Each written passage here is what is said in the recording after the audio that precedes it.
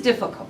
It is a difficult climate that we're negotiating in now, and it's because of a majority conservative government federally that seems to be wanting to impose their ideology on everyone, whether that's public sector employers, municipally, provincially, territorially, or private sector employers. Because if you just look to what this government did with Canada Post, what they did with Air Canada in terms of their back to work legislation, then you know that they're going to be putting their nose probably into your negotiations as well. So we know it's a difficult challenge, but each and every one of you in this room is a leader.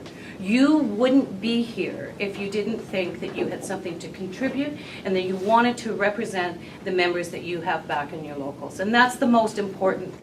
So whereas your team will not be as large as what we are in this room, you're going to have direct input into how you want them to move forward. I've been on a negotiating team. It's hours and hours and hours, quite frankly, brothers and sisters, of frustration. Because it doesn't matter which employer, they know how to say no every which way from Sunday. And you know what, to the point of you want to lock them in a room, chain the door, and say, don't come out until you learn how to say yes. But the reality is that I think you've got the courage and the convictions of what you need for your membership, and you will, working together with all of PSAC, get what's in the best interest of your membership. So yes, it's going to be difficult, but yes, I believe you're up for the challenge.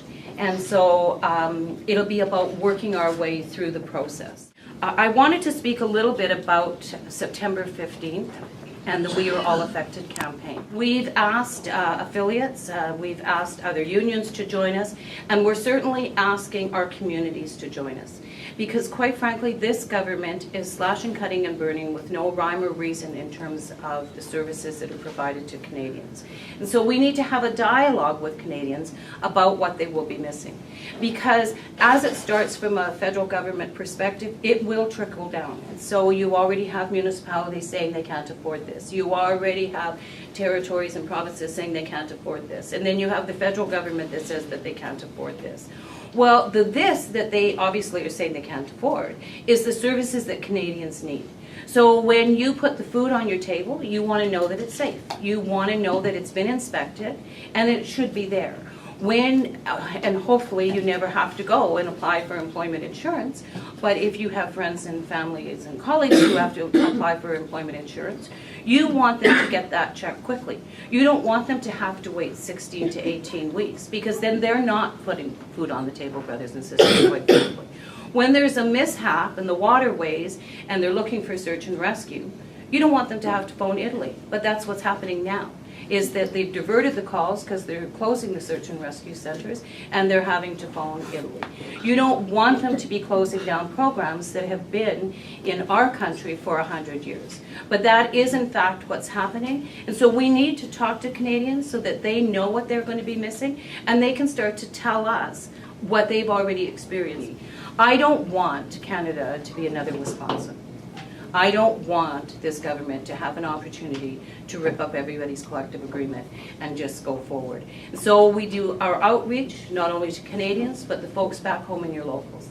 You need to talk to them day in and day out. You need to keep them apprised of what's going on at the table.